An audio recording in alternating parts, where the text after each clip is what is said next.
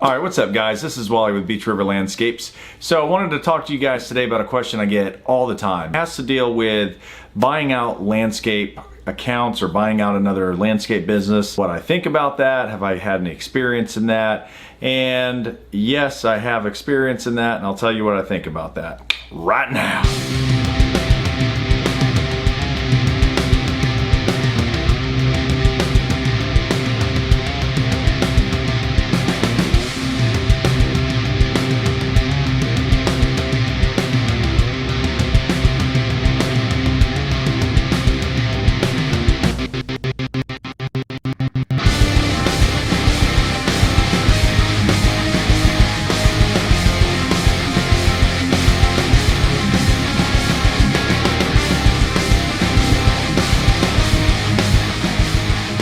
Alright guys, so I'm going to make this as quick and informational as possible.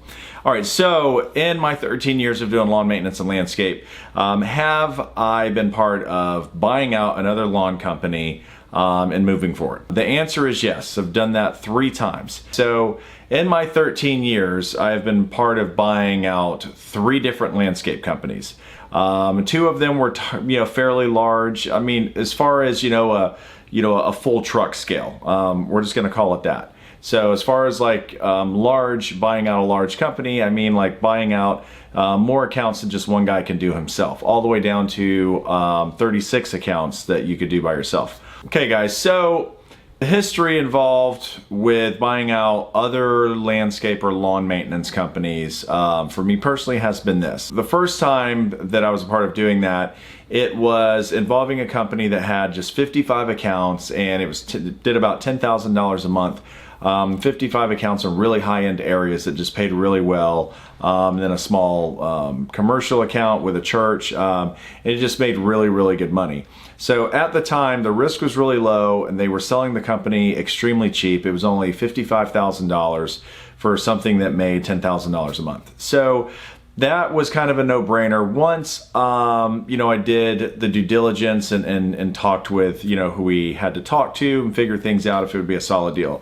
And I'll get into that in a minute. The second time we did that, it was with a company that was doing about $12,000 to $13,000 a month. So you can do the math, what that made annually. It did really great. It was a really condensed, set of properties. It was like 63 in one neighborhood, 43 in another neighborhood. And it was just a whole bunch of, properties spread out along the beach and everywhere and everything. So, and that one was, they wanted $100,000 for that one. And then we convinced them, or not convinced them, but just told them the only way that we could do it, we can give you so much money down. And then basically out of the profit, we give you this much money every single month, until the loan is paid off. And I'll get back into that. The third time did that was a small company. The guy wanted $30,000, and it produced about $3,500 a month. So obviously it paid for itself within the first year. Came with a truck, came with mowers, trailer and all that. The first one came with trailers, mowers, all kinds of equipment as well, but with no vehicle. So jump to the first time we did that. I had friends, in the community, and they had, somebody had brought the first opportunity to me personally. So it was a guy that owns a nursery. We were really good friends. We developed a really good working relationship. We got to trust each other. We had a mutual friend. I was friends with his brother, turned out. So he had come to me and said, hey, there's these guys, Joe Smith, they're just getting into only landscape installs. So they want to get out of the lawn maintenance thing. Just wanted to see if you were interested in doing this. So the deal was this: they only wanted $55,000. They showed me the books. They showed me all of the clients, everything. They showed me the entire route. Which normally these guys won't do that until until you're sitting down at the table, but we just had this kind of, community trust thing happening. So we went around, we looked at all of the properties, all of the lots, and everything looked really good. It was only $55,000 for, $10,000 a month. Basically it was, a little bit more, but $10,000 a month, in lawn maintenance accounts. So that was a no-brainer. Ended up taking a second mortgage out on my house at the time. The payment was really small, and it just turned a huge profit instantaneously. So it came with a trailer. It came with 4 mowers. It came with weed eaters. I mean, it came with everything, man. It came with all kinds of stuff. And what's crazy is I was using, like, you know, just really basic, you know, stuff. I had a belt drive 36-inch Gravely, I think like a 1536 it was called. Had some hand-me-down Echo stuff with a little, you know, metal toggle on the edger. The little handle, you know, little hand deal blower, you know, right here on this side. I don't remember what model that is. Anyway, I started off with really basic stuff because I was fortunate enough when I quit doing, you know, what I was doing before, you know, I had a music career and all that stuff. And I quit doing that, decided to come home, have a family, and you do that whole thing. So ended up, you know, just getting what I can. I had friends that gave me accounts, you know, to get me started. So, and I was really grateful for that. So when these opportunities came up about a year later, kind of started taking, you know, my thoughts are big down the road. Want something big. I want a big business, not too big, just something manageable. Something where I'm not just working by myself, you know, for the rest of my life, which is fine if you want to do that, but I just personally just didn't want to do that.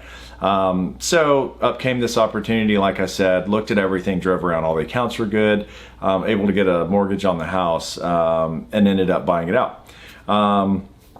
You know, and which was cool because I was able to graduate to, you know, even though they were, you know, really used machines, just much better machines and all that. And then I was instantly able to hire a couple of guys, you know, right off the bat, back when it was easy to hire people. So we managed, you know, these 55 homes. It doesn't sound like a lot, but when you have these estate-sized homes, 55 ends up being a lot. On top of the 25 or 30 that I already had at the time. So, you know, it was something that, you know, filled everything up really quick. You know, me and 2 guys, you know, knocked all this stuff out. Some of these properties would take us 2 hours just on one property, and we have 55 of those, you know, to get done in like 3 days so we can get the other ones done. So that was the first time that I got to learning scheduling, you know, on like a pretty big scale, going from nothing to something very small, you know, to something instantaneously and literally overnight. You know, having to manage and hire people instantly. There was no gradual, you know, thing, or, you know, there was no like threshold. It was literally overnight. Had to find a couple of guys. One of their guys came with me, which was great, and then I ended up hiring another guy, and we rocked that for a while. And of course, we ended up picking up accounts and all of that. The truck was just totally full, man. It was just totally full. So I think about a year after that, let's see, it was about a year or 2 after that, I can't remember exactly, a year and a half something, another opportunity came up, wanted to expand the truck, and I didn't want to wait. I could have waited and built everything and grew it and all that stuff, but I personally just didn't want to wait, and I wanted it now. I wanted everything as big as possible, as quick as possible. So came across a Craigslist ad where somebody was selling a lawn business, and they wanted $100,000 for it, and they wanted some money down. Spoke with a guy, and, you know, told him, hey, I can't give you $100,000, but what I can do is maybe give you like 10,000 bucks down, and then I could basically pay you, you know, $5,000 to $10,000 a month out of that. You know, basically pay you all of the profit that makes, because it was around $12,000 a month that made. So we ended up just figuring out the schedule, this payment schedule.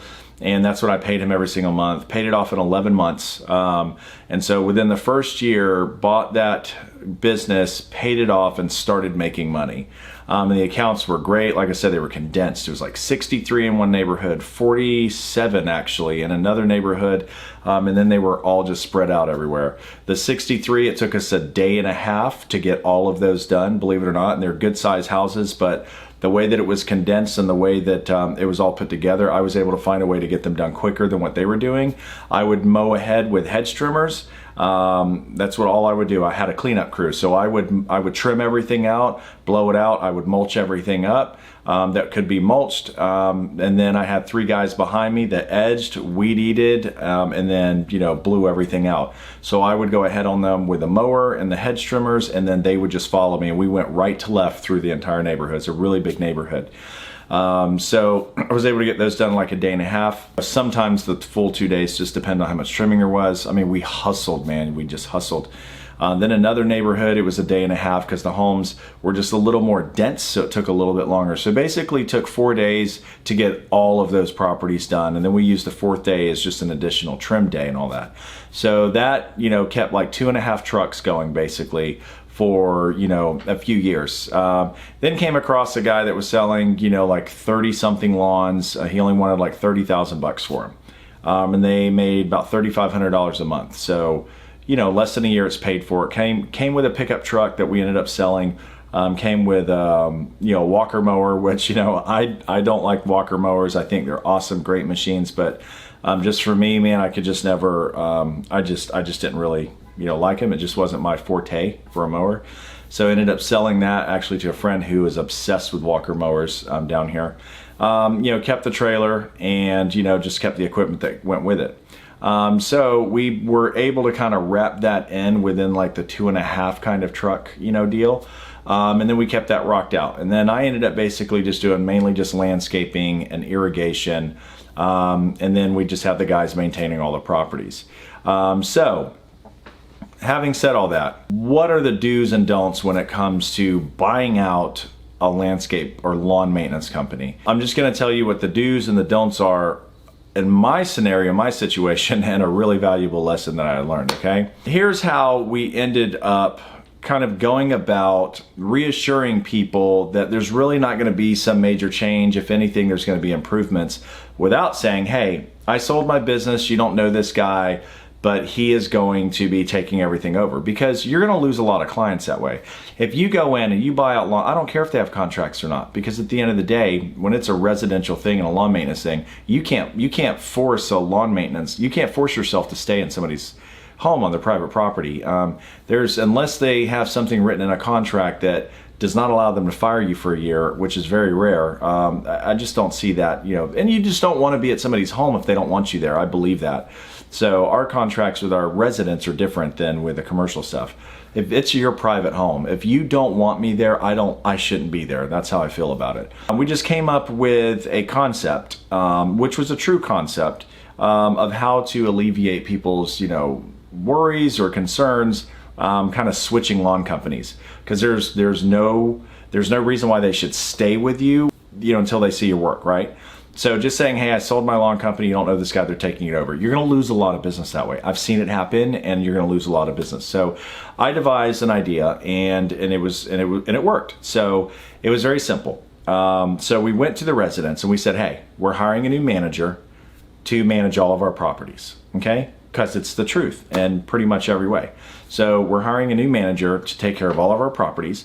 I met everybody personally. Just said, hey, yeah, I'll be taking care of anything. You can still call them, because we had a thing. Hey, they can call you up to so many months, if you have any issues, and then you'll relay it to me, or concerns, and you relay it to me. That way there's just a feeling of, confidence in what's going on.